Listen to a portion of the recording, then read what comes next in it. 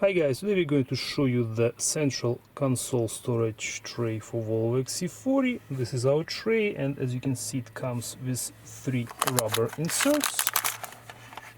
They will go right here, 1, 2 and 3.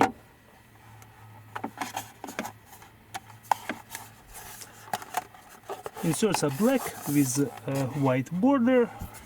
And now we can insert our tray inside the storage box.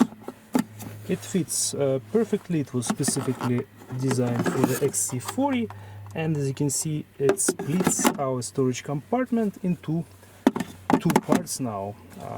Again, you can store your phone, for example, your wallet, and as you can see cover closes and opens without any issues. Besides the wallet and the phone, definitely you can put some change in here and maybe some pens and some smaller items. You can easily lift it like this, or you can grab it on the sides. So yeah, it looks actually quite good and it's fully functional.